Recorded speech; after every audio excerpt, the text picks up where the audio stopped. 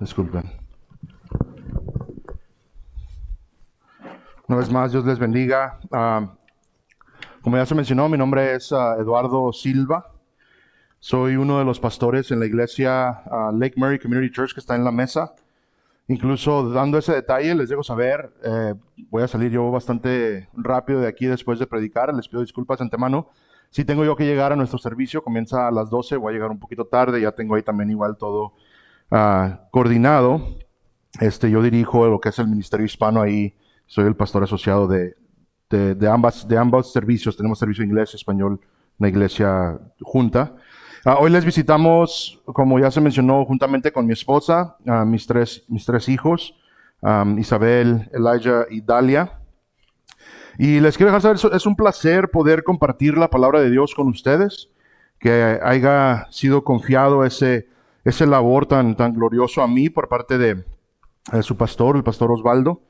Entonces doy gracias a Dios que incluso podemos predicar la grandiosa palabra de Dios, proclamar el glorioso evangelio revelado a nosotros, y esto por gracia de Dios, amén.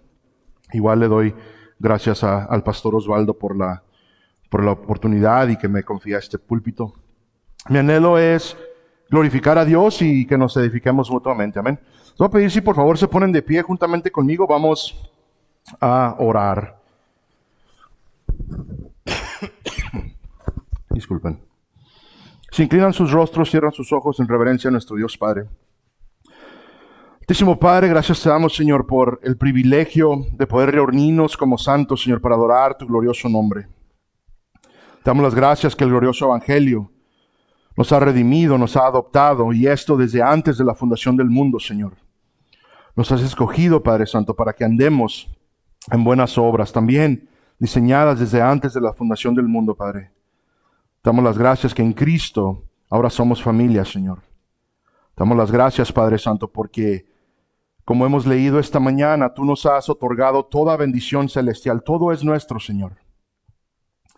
Y ahora nos toca, Padre Santo, esta vida, Señor, el ir descubriendo el significado de esas bendiciones por el resto de nuestros días. Nos has bendecido, eres un Dios fiel, un Dios misericordioso, un Dios lleno de gracia, lleno de amor, Señor, para con nosotros. Y por ello te adoramos y te alabamos, glorificamos tu santo nombre, Señor. En este día, Padre Santo, que venimos a estudiar tu gloriosa palabra, te pido, Señor, que me des claridad de palabras, Señor, que pueda hablar de una manera elocuente, una manera eficaz, Señor, clara. Te pido, Señor, que bendigas este mensaje, Padre. Bendice esta iglesia, Señor. Y te pedimos, Señor, como lo hacemos día a día, semana tras semana, Padre Santo, que cualquier cosa que hagamos, sea en nuestro pensar, hablar o hacer, Señor, será para tu honra y tu gloria nada más, Señor. Te lo pedimos todo en el glorioso nombre de tu Hijo amado Jesucristo, nuestro Señor. Amén y amén. Pueden tomar sus lugares. Hermanos, si están tomando notas y acostumbran títulos de sermón, yo típicamente lo que hago es simplemente pongo la cita bíblica. Vamos a estar estudiando el día de hoy Juan 17, 20 al 23.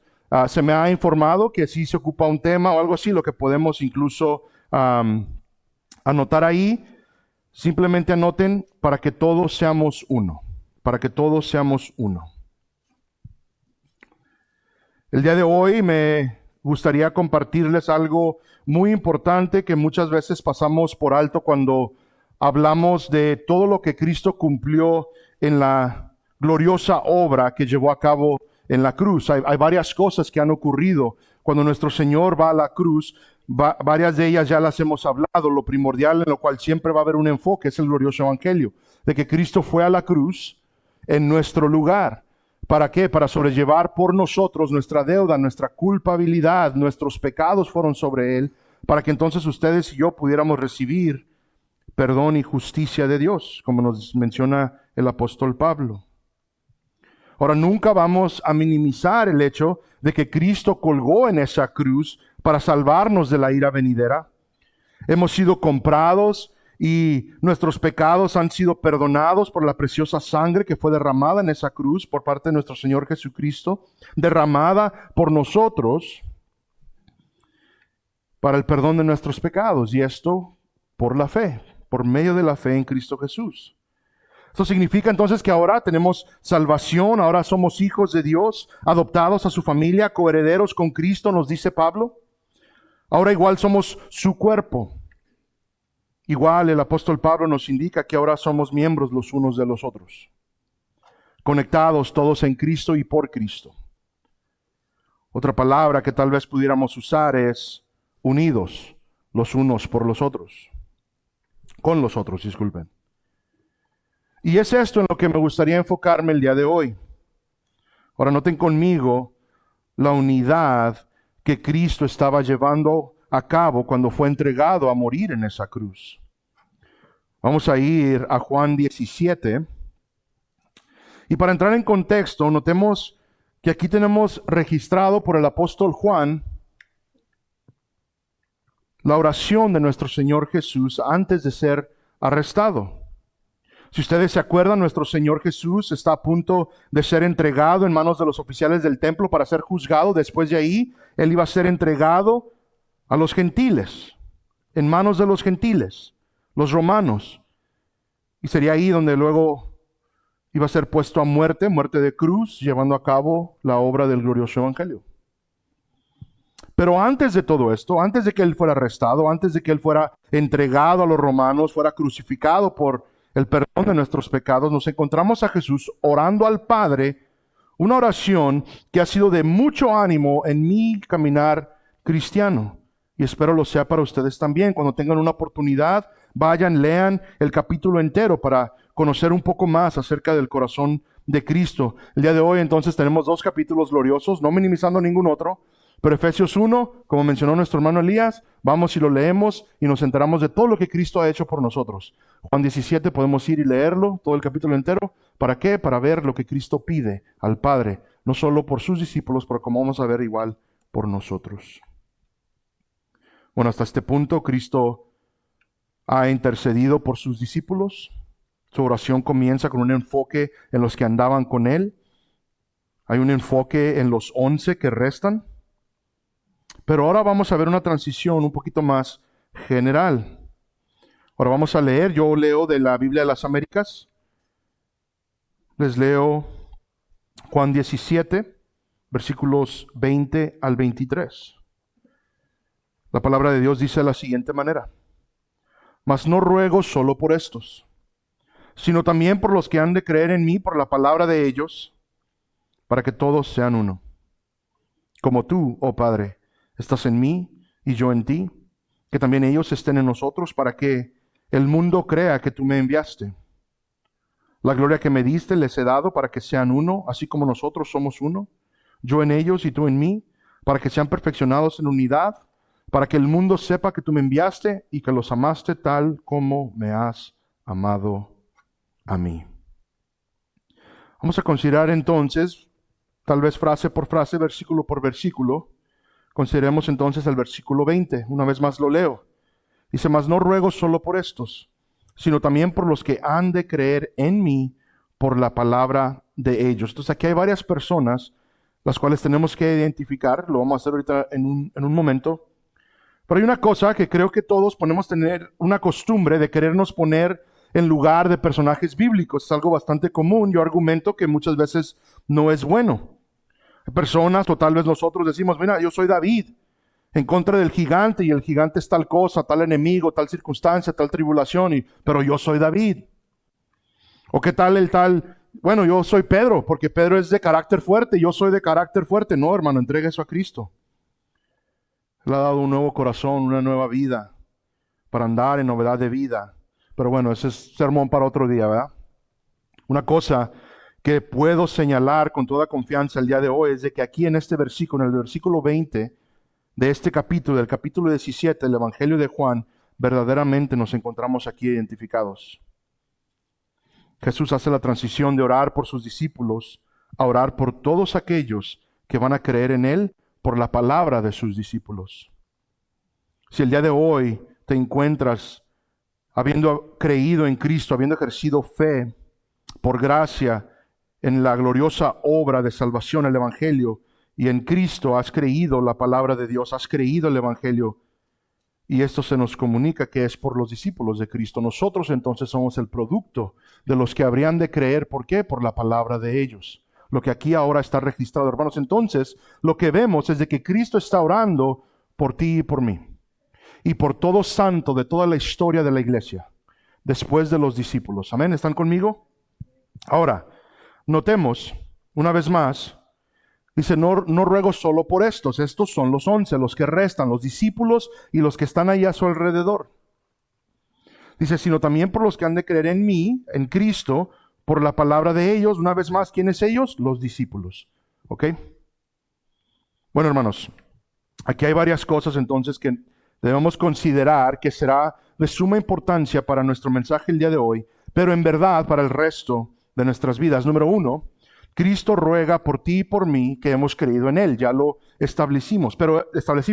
Esto nos comunica un deseo ferviente de Cristo. Cristo está rogando al Padre. Ahora, esto es lo que quiero que entendamos, de que Cristo está intercediendo por nosotros. Él está momentos antes de morir intercediendo por nosotros. ¿Para qué? Para que ocurra algo que Cristo mismo quiere para nosotros, para ustedes y para mí, que incluso nos encontramos ya casi 2000 años después, ¿no? O más de 2000 años después.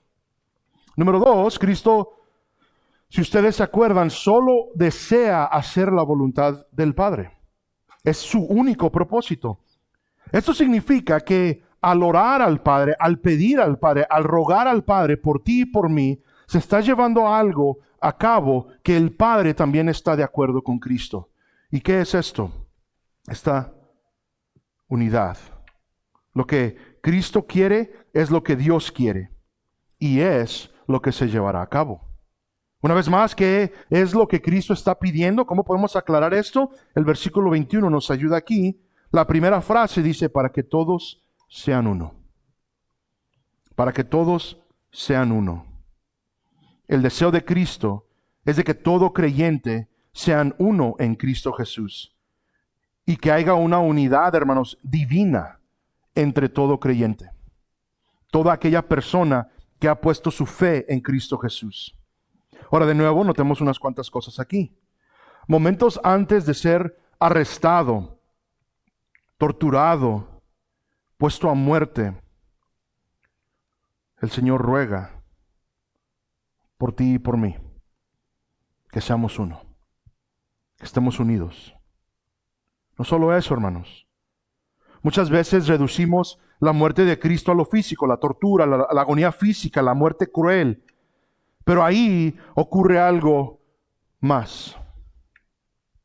Nuestros pecados van sobre Él y Él sufre la ira de Dios en nuestro lugar. El apóstol Pablo nos dice que le hizo a Él pecado por nosotros. ¿Para qué? Para que recibiéramos entonces su justicia. Cuando Él suda sangre en este mismo jardín, ¿qué es lo que Cristo pide? Que si fuera posible, se pasara esta copa. Se pasara el vaso. Esa ira que venía sobre Él. Pero ¿qué es lo que dice Cristo? Ya lo establecimos. Dice, no se haga mi voluntad sino la tuya. Cristo buscaba solo llevar a cabo la voluntad de Dios. Lo que trae agonía a Cristo en el jardín es que va a sobrellevar la ira terrible de Dios, y esto en nuestro lugar, esa ira que aún cuelga sobre los injustos, que un día va a ser derramada sobre toda la tierra. Y aún en agonía, en anticipación de esa ira, ruega por ti y por mí, que estemos unidos en Él. Ahora, hermanos, no nos pase por alto la importancia que es esto para Dios, que en su cuerpo, en su iglesia, la iglesia de Cristo, haya unidad. En la cruz, absolutamente Cristo compró tu salvación y la mía, pero también compró la unidad perfecta.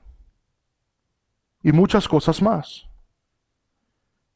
Y aclaro, no hablamos de una unidad superficial, hermanos. Esta es una unidad verdadera, una unidad divina, la cual vamos a ver un poquito cómo se ve. Noten conmigo cómo lo explica Cristo. Vamos a leer el versículo 21 al 23. Dice, para que todos sean uno. Ahora noten la comparación, como tú, oh Padre, que estás en mí y yo en ti. Notemos que la comparación aquí es a la gloriosa Trinidad. Que Dios en tres personas existe en una unidad eternamente perfecto. Esto significa que esa unidad es la comparación a la unidad que se está comprando en Cristo por medio de esta cruz, el sacrificio de la cruz. Ahora, quiero aclarar, no estamos hablando de que estamos al nivel de Dios, de que estamos compartiendo un tipo de divinidad con él o X cosa, pero la comparación que se nos hace, que Cristo hace en su oración por nosotros, es de que la unidad que Él está a punto de comprar sea como la unidad que existe entre Él y el Padre. ¿Y qué es esa unidad? Perfecta, eterna, en una unidad de amor eternamente inquebrantable. Estas son cosas poderosas, hermanos, que Cristo ha hecho por nosotros. Noten que también ellos estén en nosotros, para que el mundo crea que tú me enviaste. El propósito primordial es de que el mundo vea la iglesia, vea unidad y diga, Cristo ha sido enviado. Y gloria a Dios por ello. Pero lamentablemente, hermanos, no es lo que el mundo ve. No es lo que el mundo ve. Versículo 22. La gloria que me diste les he dado, una vez más, para que sean uno. Así como nosotros somos uno. Yo en ellos, tú en mí, para que sean perfeccionados en unidad. Y aquí, hermanos, nos comunica que va a ser un proceso, que vamos a ir siendo completados, perfeccionados por medio de esta unidad. Y si somos honestos, es una lucha, esta unidad. Una vez más, para que el mundo sepa que tú me enviaste y que los amaste tal como me has amado a mí. Una de las cosas que la unidad comunica, que la unidad entre los santos comunica al mundo, es de que Cristo ha sido enviado y que Cristo nos ama. ¿Okay? Esas son cosas que esta unidad nos comunica. Dios siempre, en su gracia general, ha comunicado al resto del mundo atributos propios por medio de cosas que Él ha instituido. Un ejemplo que les doy rápidamente a los casados. Pablo en Efesios 5 nos deja saber que el matrimonio fue diseñado para que el mundo entendiera el amor que Cristo tiene para su iglesia. Que la manera que llevamos a cabo nuestros matrimonios comunique al mundo que Cristo ama a su iglesia. Ahora, ¿por qué lo menciono? Porque una de las cosas que ocurre es de que todo lo que Dios desea para que fielmente sean comunicados sus atributos, su amor, su gracia, es distorsionado por este mundo, por Satanás, incluso muchas veces por nuestra propia naturaleza pecaminosa. Por eso el matrimonio sufre tanto, por eso la unidad en la iglesia sufre tanto. Pero notemos las palabras, para que sean uno, para que sean uno, para que todos sean uno. Como tú, Padre, estás en mí y yo en ti, así también ellos en nosotros. El cristiano ha sido unido con Cristo. Hay una unión divina con Dios. Y hay mucho misterio, hermanos. No voy a pretender a decirles que yo lo he entendido y lo tengo dominado y lo entiendo y se los puedo explicar y lo puedo facilitar. Absolutamente no. Hay misterio en las cosas de Dios y gloria a Dios porque Él es Dios y nosotros no. Pero esta unión es divina. La unión entonces de la que se habla es una que es igual a la unión que existe entre el Dios Trino. La unión que existe entre Dios Padre, Dios Hijo y Dios Espíritu Santo, como ya expliqué. Es inquebrantable, no puede ser separada. Nada se puede interponer. Es una unidad perfecta y completa. Esta unidad que Cristo igual compró con su sangre es inquebrantable, hermanos. Ahora noten conmigo lo que vemos en la iglesia primitiva, porque empezamos a ver que por medio del Espíritu Santo empieza a llevar a cabo este perfeccionar y esta unidad, ¿no? Y citas que tal vez continuamente vamos, Hechos 4:32, se los leo. Dice, la congregación de los que creyeron eran de un corazón y un alma. Y ninguno decía ser suyo lo que poseía, sino que todas las cosas eran de propiedad común. Estos cristianos, y por varias razones comenzamos a ver estos hábitos. Pero lo que nos comunica la palabra lo que nos comunica Lucas en Hechos, es de que lo que se veía en la comunidad cristiana era una unidad, que eran de un corazón y un alma. Esto nos describe que ellos todos eran de un mismo pensar, estaban unidos, viendo por las necesidades los unos a los otros. Hermanos, en la historia, si a ustedes les gusta leer la historia, ustedes pueden leer no solo de los padres de la iglesia, pero igual lean las cartas seculares de emperadores, de gobernadores, acerca de la iglesia primitiva de ese primer siglo y cómo comunicaban que había una unidad que ellos no entendían. Que los cristianos se amaban, decían en sus cartas. Personas seculares que no estaban en Cristo miraban la iglesia y decían, es que ellos se aman. ¿Por qué? Por el trato que se llevaban los unos a los otros. Una unidad perfecta, una unidad completa que ha sido comprada en Cristo, hermanos. Todas las cosas en común. Tanto que se compartían todas sus pertenencias. Literalmente nos habla de una unidad. Ahora, fíjense cómo empezamos nosotros a incomodarnos un poco. Imagínense que el día de hoy viviéramos a ese estándar. Si Dios te ha bendecido con una casa, que has podido comprar una casa, el venderla, tomar las ganancias y decir a los hermanos, esto es para nuestras necesidades.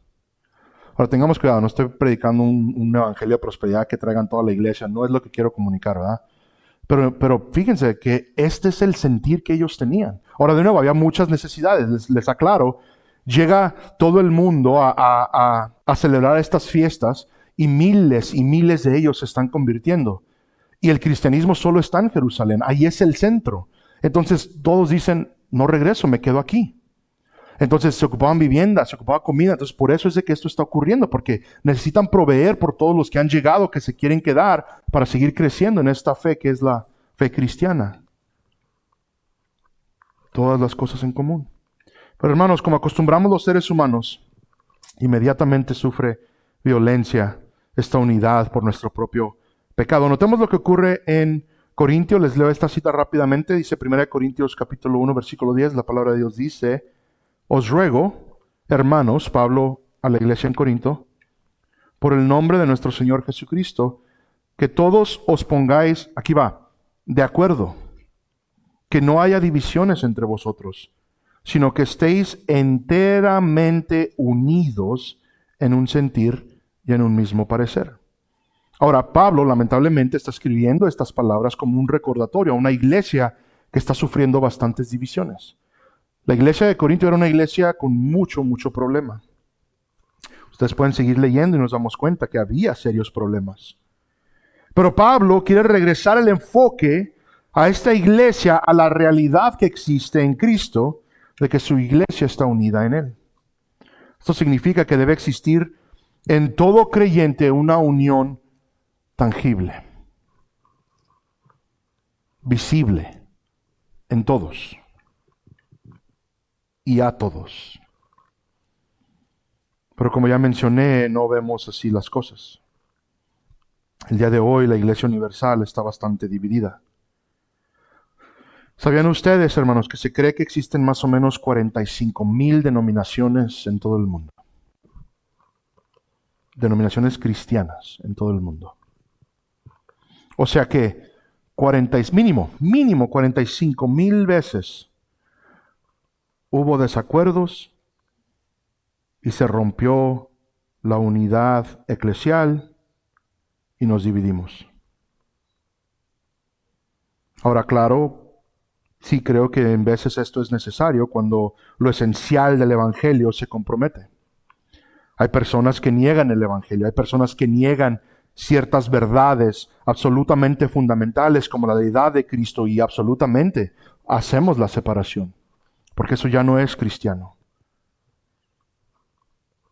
Pero lo más común son divisiones por cuestiones pecaminosas propias. Si solo nos ponemos a pensar tal vez un poco, imagínense todo lo que ocurre cada domingo en toda iglesia, en todo el mundo. Que el pastor no me saludó, que la hermana me vio feo, que se dijo esto, aquello, que se hizo esto, aquello. A veces venimos a la iglesia para ver qué encontramos mal. Y no debe ser así. ¿Dónde está la unión que Cristo rogó al Padre fuera la realidad en todo creyente, hermanos? ¿Dónde está? Si el anhelo de Cristo fue la unidad, tengan entonces por seguro, como ya mencioné, que Satanás, el mundo y nuestra propia naturaleza pecaminosa estuvieron en contra de ese deseo y han logrado hasta cierto grado destruir esa unidad. Pero igual, tengo que aclarar otra cosa, hermanos. Tengo que aclarar esto porque es muy importante. Lo que Dios quiere ocurre sin ningún estorbo. ¿Estamos de acuerdo? Dios es soberano, amén. ¿Entendemos lo que significa la soberanía de Dios? Que Él tiene no solo el poder de hacerlo, sino la autoridad de hacerlo. ¿Ok? Entonces esto se va a llevar a cabo. La unidad de la cual Cristo pidió es realidad.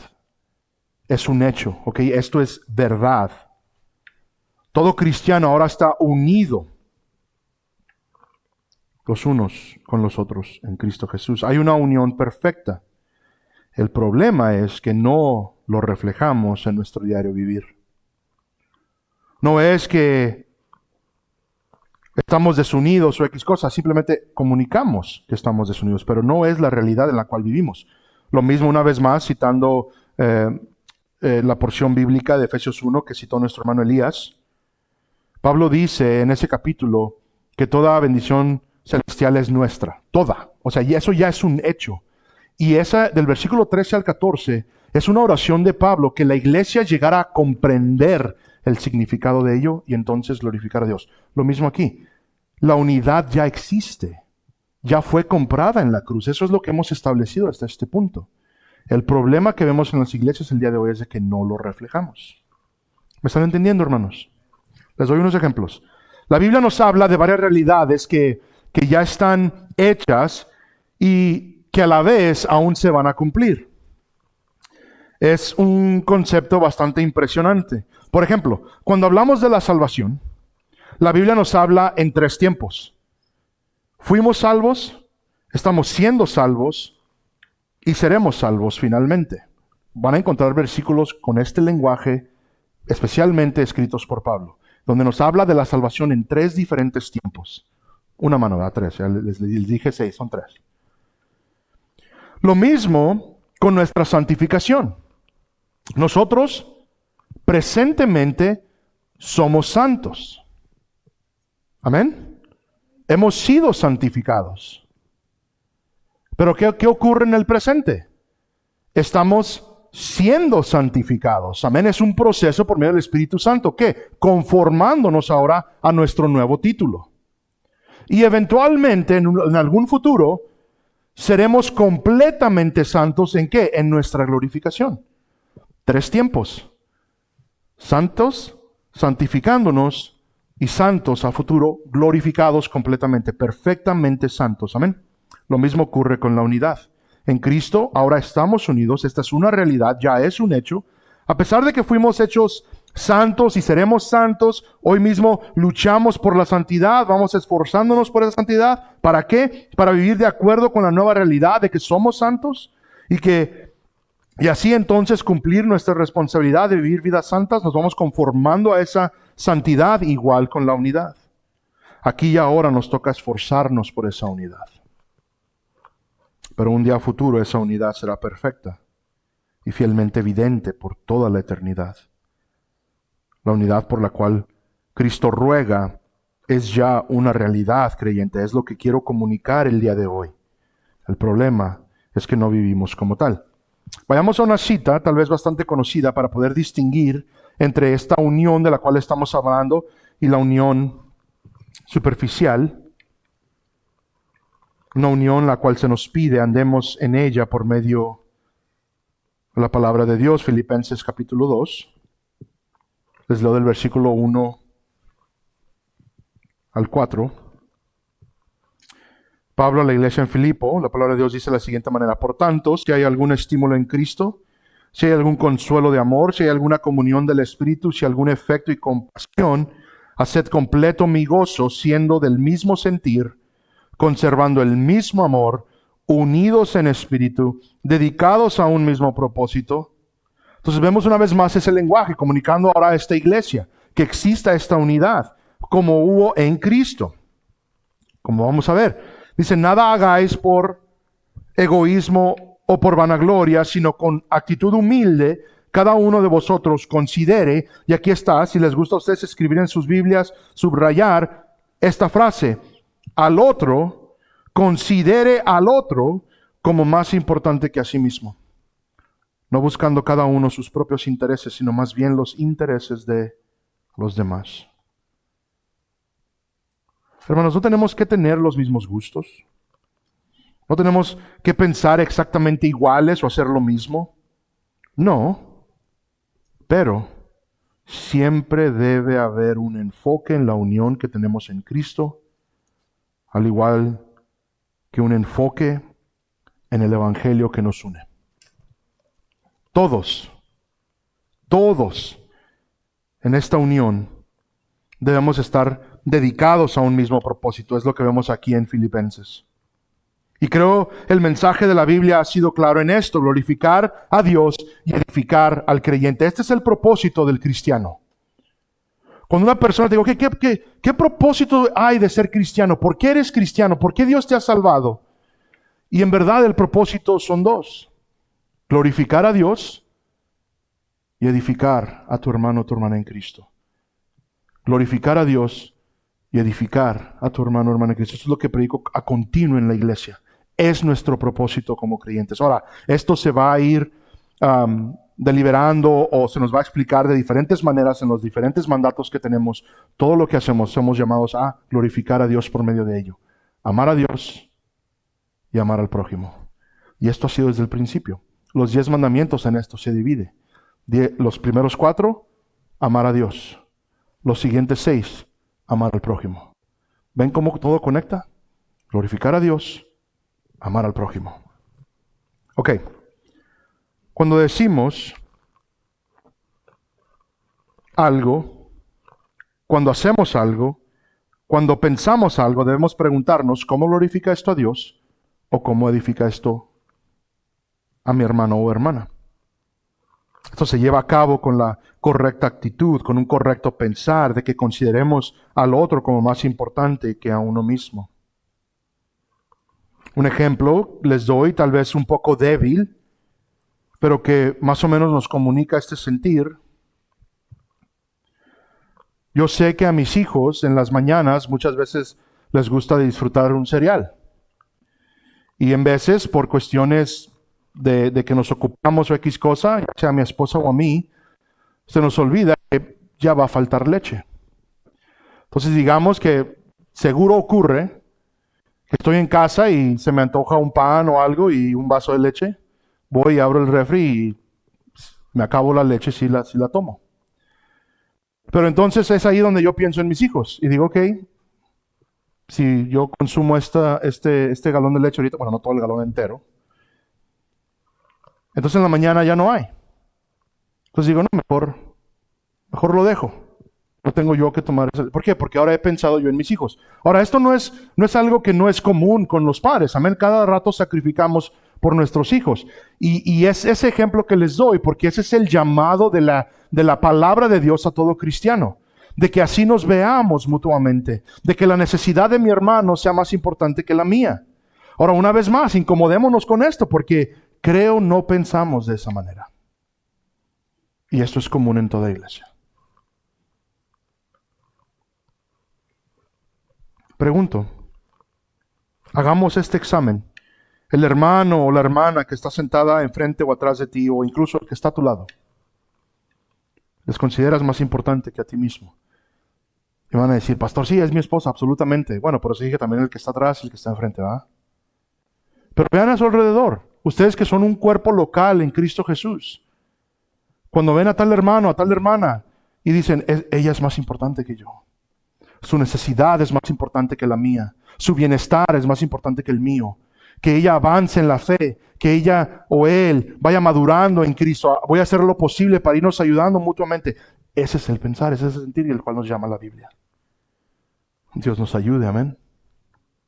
Ahora, tal vez el día de hoy alguien aquí pregunta y dice, bueno, nada de esto me está encajando y tengo una pregunta. ¿Por qué? ¿Por qué tengo que esforzarme por esta unidad? ¿Por qué me está diciendo este pastor, que apenas estoy conociendo el día de hoy, que tengo que esforzarme por una unidad? Lo glorioso de la palabra de Dios es de que siempre nos apunta a Cristo como la razón. Cuando ustedes se pregunten de algo que Dios pide, muchas veces la razón va a ser, bueno, es porque tenemos que obedecer y es absolutamente lo correcto. Porque es lo que Dios pide, absolutamente lo correcto. Siempre va a ser una respuesta adecuada. Pero una de las cosas gloriosas que la Biblia siempre hace es nos apunta a Cristo. La razón es Cristo.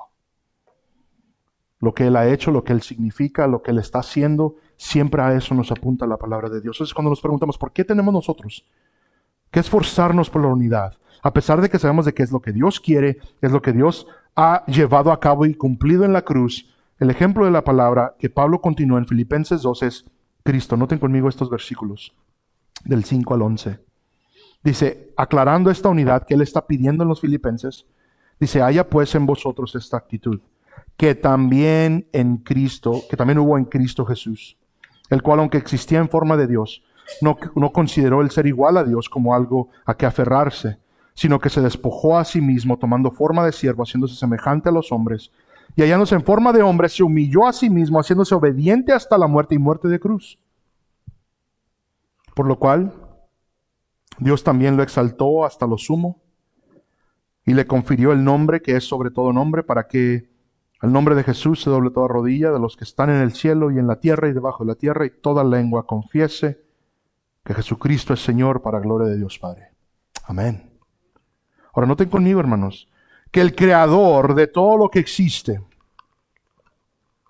el creador de absolutamente todo lo que se ve y lo que no se ve, Pablo nos dice en Colosenses que es aquel que sostiene todo con el poder de su palabra,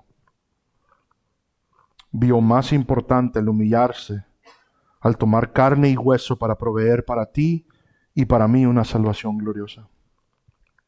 Más importante fue sufrir, ser humillado, torturado y puesto a muerte en una cruz, que ustedes y yo nos quedáramos sin esperanza.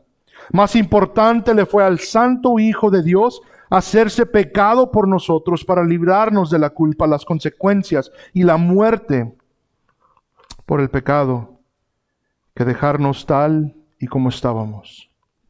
Más importante fue para Cristo sobrellevar la ira santa y terrible de Dios que dejarnos a experimentarla por nuestra propia cuenta, por nuestro propio pecado, por nuestra propia culpabilidad. Pablo dice a la iglesia en Filipo, así como Cristo nos consideró más importantes que a sí mismo, así seamos los unos con los otros. Tal vez la única pregunta que resta es, bueno, ¿cómo? ¿Cómo hacemos esto? ¿Cómo obtenemos esta unidad? ¿Cómo llegamos a comportarnos con esta nueva realidad? Y la respuesta incluye dos cosas, como es típico de todo en el cristianismo. Número uno, sobre todo lo demás, es de que Dios nos lo permita. Nos debemos de encomendar a Dios, buscar a Dios, de que Él nos dé en su gracia esta unidad para llevarla a cabo entre hermanos. Esto es rogar a Dios que nos cambie, que nos ayude en esta área. Y este rogar es continuo, hermanos.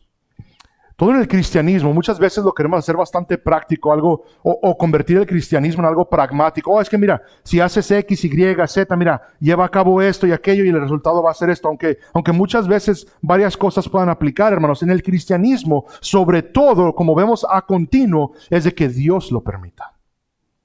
Es rogar que Dios lo permita en nuestras vidas. Ahora, esto nos lleva a hacer varias cosas. Lo primordial es depender de Dios. Hermano, esta unidad no existe en tus propias fuerzas, sino en Dios. Y solo en Dios. Y solo por su apoyo, y solo porque Él nos lo concede. Y hermanos, muchas veces decimos, hacemos preguntas, ¿verdad? Tal vez ustedes van con el pastor Osvaldo y, pastor, quiero saber la voluntad de Dios. Quiero saber qué es la voluntad de Dios para mi vida. Me han tocado estas preguntas y yo típicamente lo que le digo a las personas, porque muchas veces estamos haciendo la pregunta por cuestiones prácticas, ¿verdad? ¿Compro el carro rojo o el azul? La palabra de Dios nos llama a que la voluntad de Dios que ha sido revelada a nosotros es obediencia a Él en todo lo que Él nos pide. Entonces, cuando Él pide que seamos unidos, parte de la voluntad de Dios entonces es de que busquemos esa unidad y vayamos a Él por esa unidad. ¿Están conmigo, hermanos? que Dios nos permita vivir y exhibir esta nueva unión que ahora tenemos en Cristo Jesús. Entonces eso es uno, que vayamos a Dios y nos encomendemos a Él, que tengamos de sus fuerzas. Número 2, la Biblia nos hace claro que esta unidad se obtiene y se va perfeccionando por la palabra de Dios. En Efesios capítulo 4, versículo 11 al 13 vemos lo siguiente. Dice, y Él dio a algunos el ser apóstoles, a otros profetas, a otros evangelistas y a otros pastores y maestros, a fin de capacitar a los santos para la obra del ministerio, para la edificación del cuerpo de Cristo. Muchas veces ese es el enfoque, ¿verdad? Que nos vayamos edificando mutuamente. Pero aquí está, hasta que todos lleguemos a la unidad de la fe y del conocimiento pleno del Hijo de Dios, a la condición de un hombre maduro, a la medida de la estatura de la plenitud en Cristo. Esta es la unidad de la que estamos hablando, pero incluso nos aclara un poco más acerca de esta unidad. La unidad no es superficial, porque la unidad está basada en la verdad de Dios. Pablo ahí tiene un enfoque de que lleguemos a un mismo pensar acerca del Evangelio. Y hermanos, es aquí donde ocurre esta gloriosa transformación.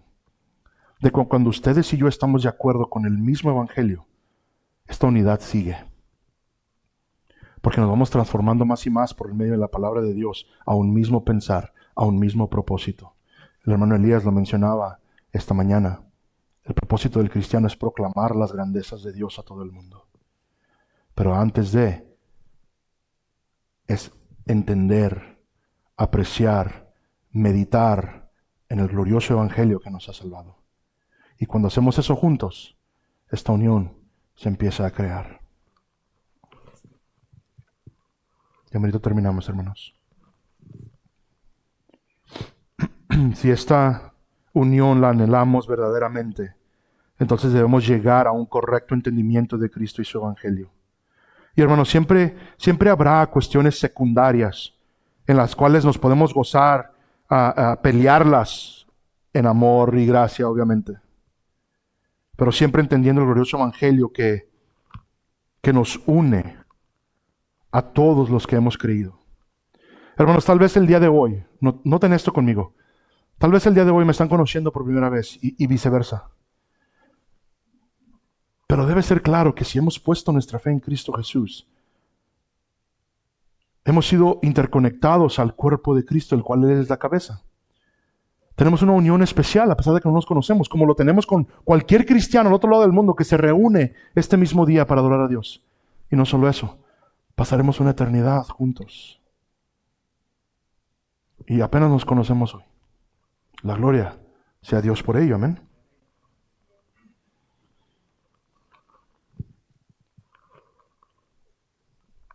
Hermanos, con esto no se compromete con el Evangelio, con la palabra de Dios. Porque eso es lo que nos lleva a exhibir la unidad divina que Cristo compró por nosotros en la cruz. Pero noten que esto se hace por medio de instrucción por los oficios que Dios dio, los apóstoles y profetas, el fundamento, los evangelistas que llevan el Evangelio por todas partes y comparten con todos. Y después dice los pastores y maestros, o pastores maestros, como les gusta interpretar la frase, el propósito de su pastor, del pastor Osvaldo, el propósito mío, el propósito de todo pastor, es instruirles en la palabra, capacitarles en cómo estudiar, para que ustedes puedan ir a casa, para que todos vayamos madurando en la palabra de Dios. Y es entonces en esta madurez que comenzamos a exhibir la unidad de la que hablamos el día de hoy. Pero noten que es mutuo.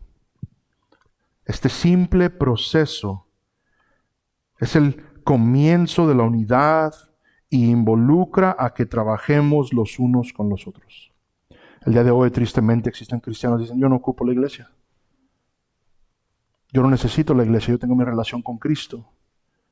Mi vida espiritual es independiente de toda institución, es independiente de toda religión, dicen.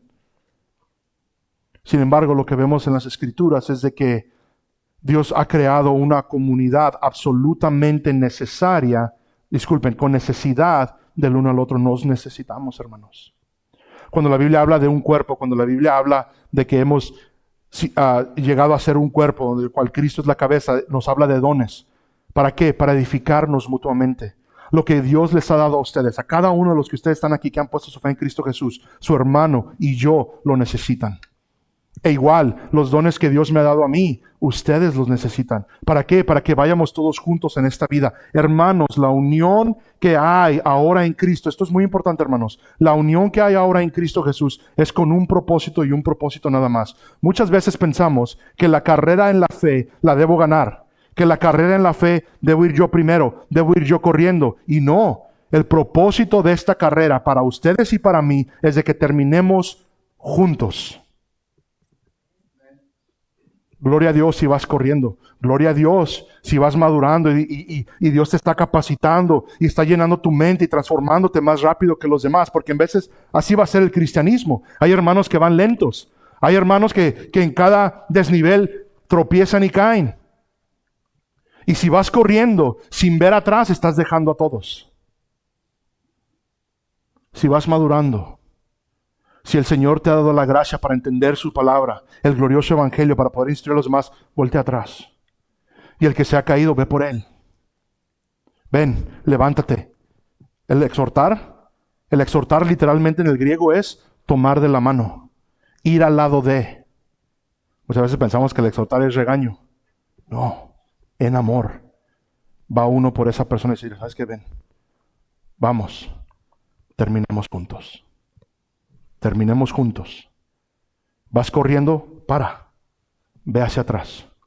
Para que todos terminemos juntos.